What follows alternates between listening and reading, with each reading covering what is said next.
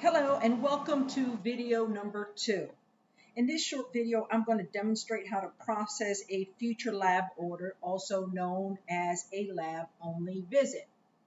So the screen that you have in front of you is a snapshot of the office visit screen. And here too you can actually view your schedule for the day. Okay. So what I'd like for you to pay attention to is the second entry here. This is the lab only visit. And this is pretty much informing you as a lab tech that this is a future order that has been placed by the provider for a patient. And let me just give you a better picture, a snapshot of what that looks like. And so I'm going to go back into the Office Jelly Bean. I'm going to go to the resource schedule. And what I'm about to show you, it may take a second or two to populate, but what I'm about to show you is why it's called a lab only visit. Now, providers here at Unity, from time to time, they will place orders in advance for patients to come back in sometime in the future to get specific labs drawn. And what that means is when these orders are placed, they are no longer placed on the provider schedule. That means that they will be coming straight to the lab designated at the site, and they will come and bypass a provider visit. They will come in straight to the lab to get those orders drawn. Okay, and this is why they are called lab only visits. It's because they're scheduled with the lab technician and not with the provider. So let me go navigate back to the S Jelly Bean to take you back to the office visit screen. And again, it may take a few seconds to populate or may not.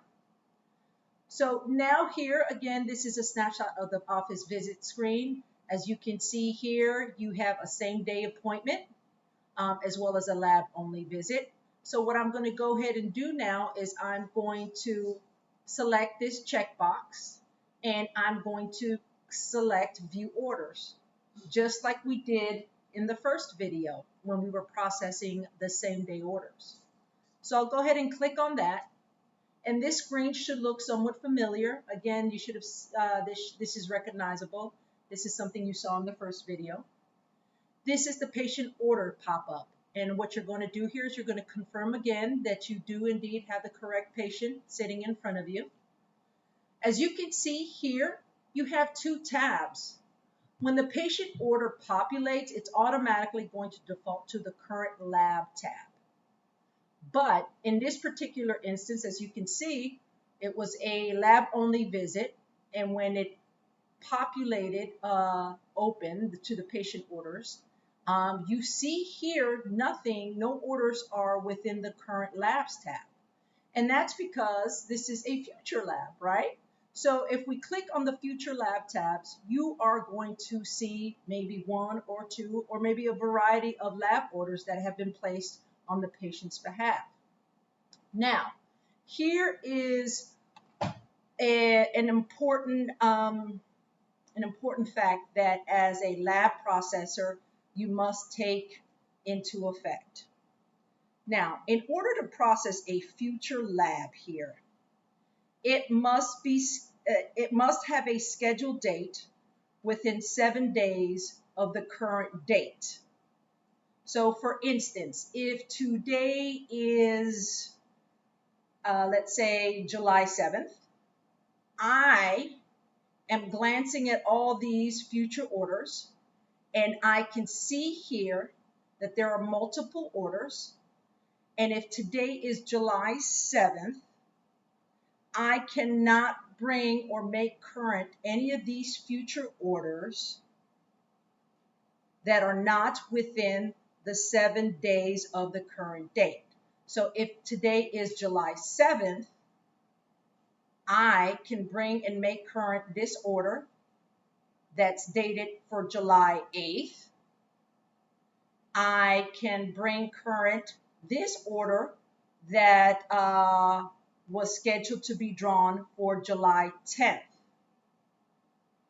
Now the orders below, I will not be able to bring and make current today because it exceeds the 7 7-day window. So if today is July 7th, 7 days after July 7th would be July 14th. So therefore, this lab scheduled to be drawn for the 19th exceeds that 7-day window. So I will not be able to bring and make that current. This order here scheduled to be drawn on August 11th exceeds the 7-day window as well, and therefore I will not be able to make that current lab. And last but not least, this CMP is scheduled to be drawn on September 22nd, and that's way out of the window. That's way out of the 7 window frame. So I will not be able to make this lab current.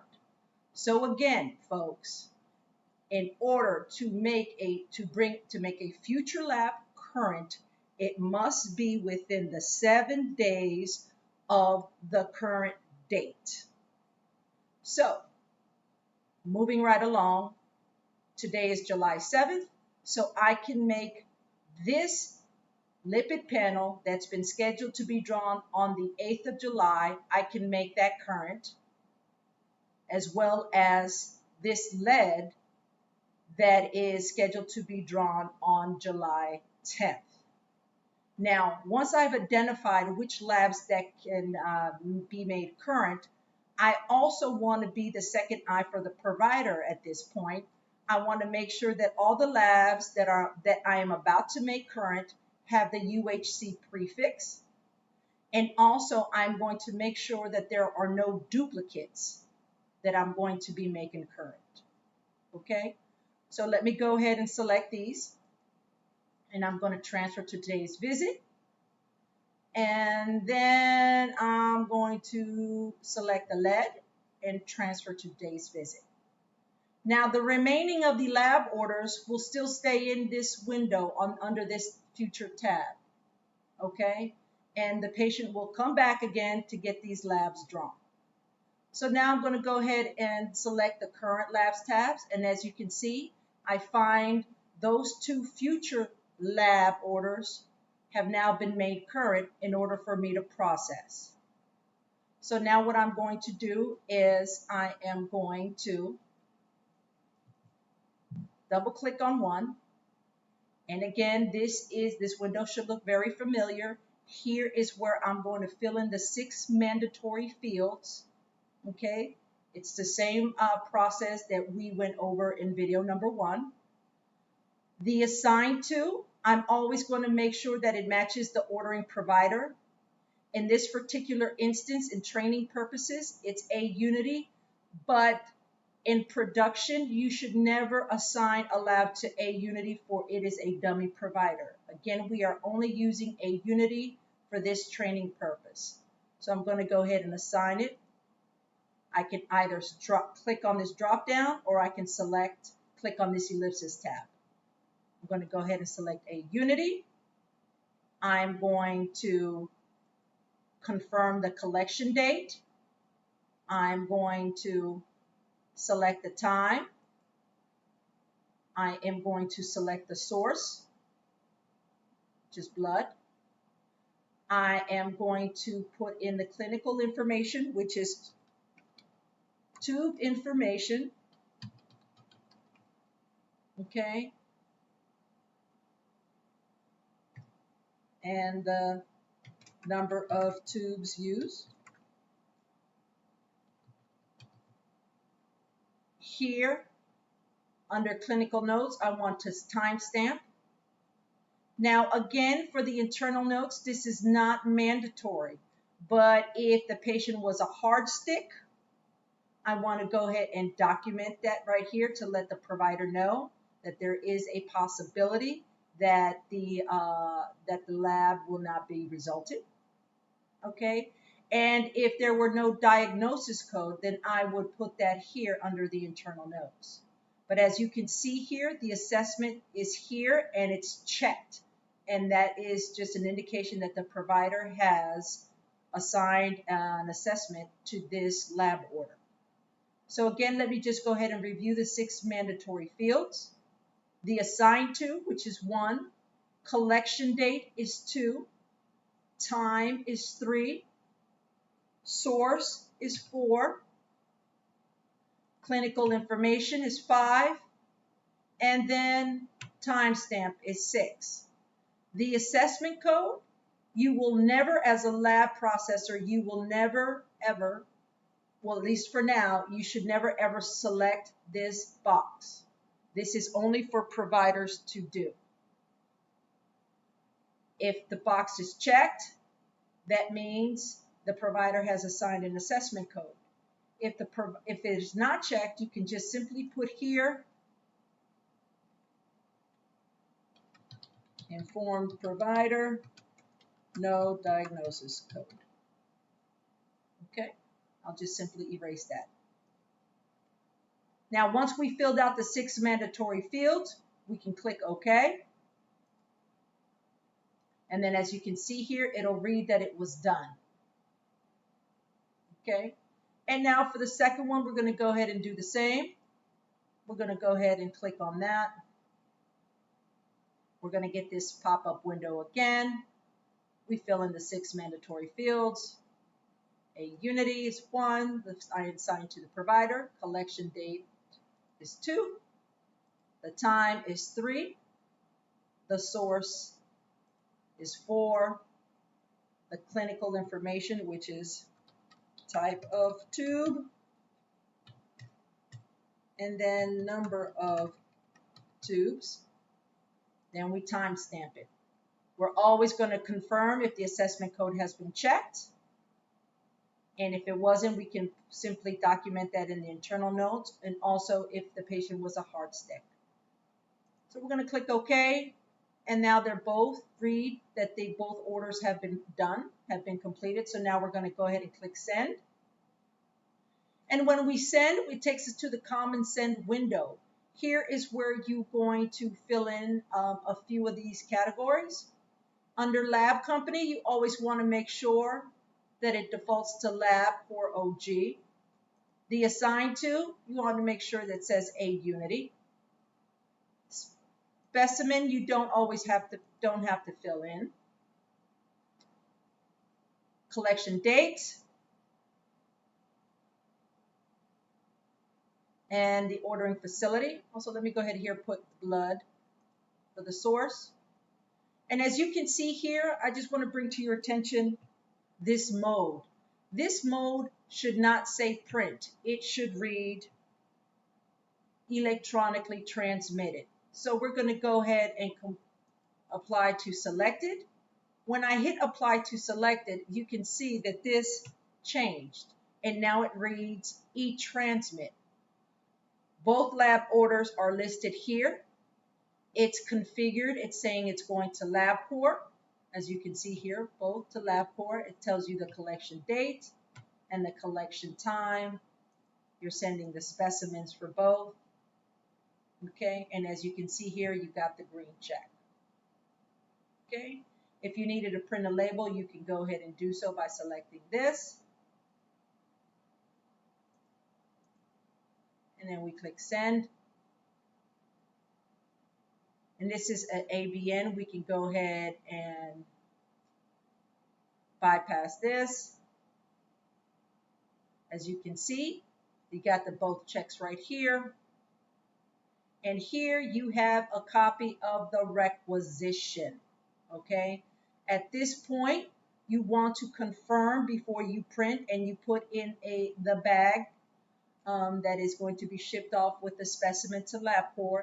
You want to make sure that the site to where you are located, to where you are processing the lab, is listed here.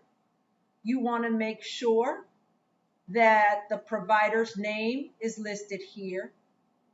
We have the patient's name, the patient's date of birth. Okay. Also, moving down below, we want to make sure that all the lab orders, if not one, but all, are listed here correctly.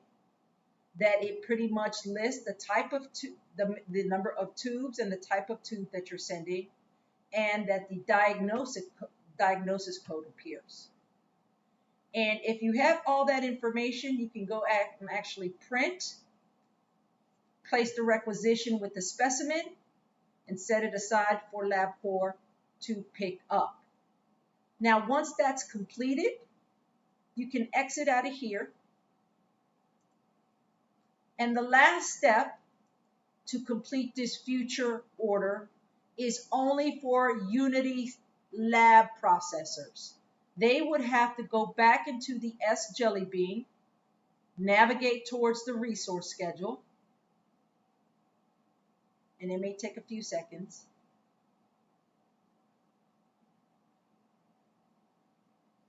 To populate.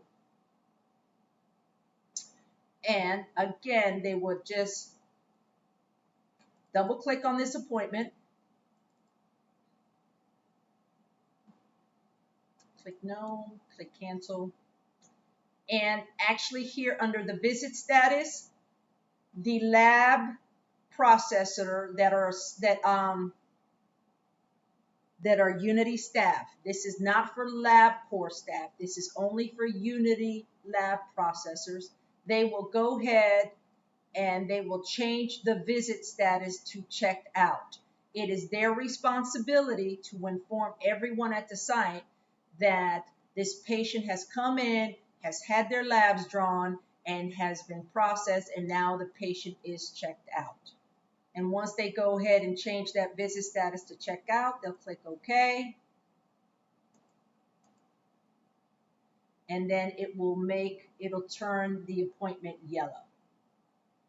Again, this is the last step that I just demonstrated. When you are changing the visit status of the patient's appointment, is only scheduled for Unity employees, not LabCorp. So this pretty much concludes our video on how to process future orders. Thank you.